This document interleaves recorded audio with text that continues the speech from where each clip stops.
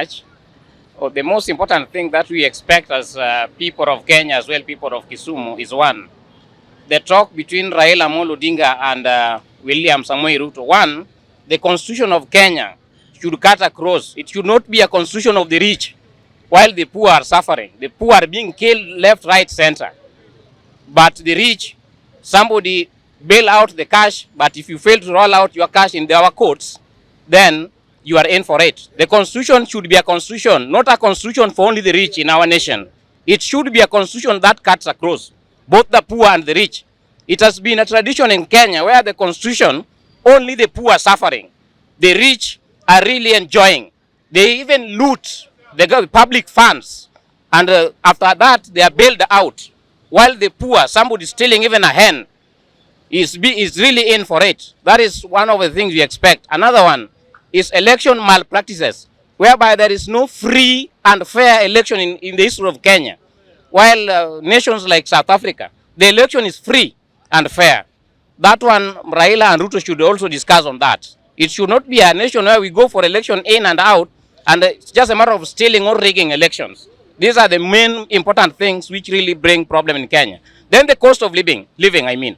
In Kenya today, you find that the poor cannot put food on the table, while the rich really enjoy to the top.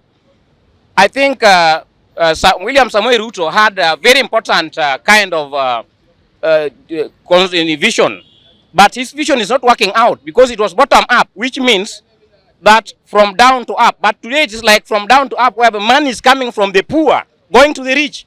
And actually that is a fact. It is the poor, their pockets are being drained. Like today, the tax is so high. And this tax is only meant for the poor. Like today, somebody cannot take tea on the table. Sugar, 1 kg of sugar is like 300 shillings today, which is unusual. And check also on the issue of the unga, which is also very much expensive.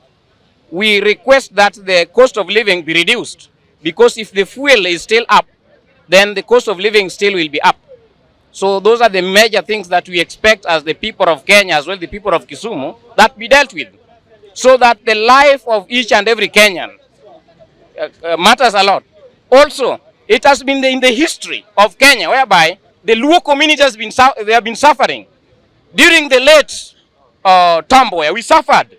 When the late President Kenyatta came to Kisumu here in '69, we were killed.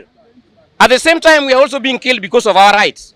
I think a good nation should also fight for the rights of the people. And the right of the people, it is not for an individual. It is for each and everyone fighting for a right. We expect of the people of Kenya that when we we stand up for our right, we should not be intimidated. Because I believe even those people in the public offices, it is our tax that do pay them. They are not there. In fact, the government has no money. The money comes from the poor wananchi. That is why, but they are misusing the office. They think that that money they are enjoying in the offices belongs to them. No, the money belongs to the people. And I also urge the people that they know that all the leaders are employed because of them. There is no leader who is employed there because of his money. The money comes from a poor mama, the mama mboga. And the president meant well for the border. But even in his cabinet, we are not seeing the border people in the ministry. But if you come to border, there are border guys who have masters. Yes. They are master holders here who can serve well in his ministry. But if you check those who are in ministry of the President Ruto, they are the rich. We have not seen the border people. We expect that his government also comprises the border people, the mama mboga. Because you have the mama mboga, some are degree holders today, some are masters holders today.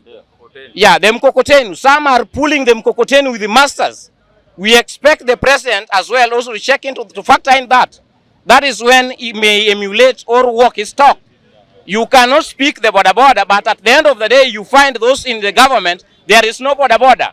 You find the directors, there is no border. Was it just a trick to get into the power or what?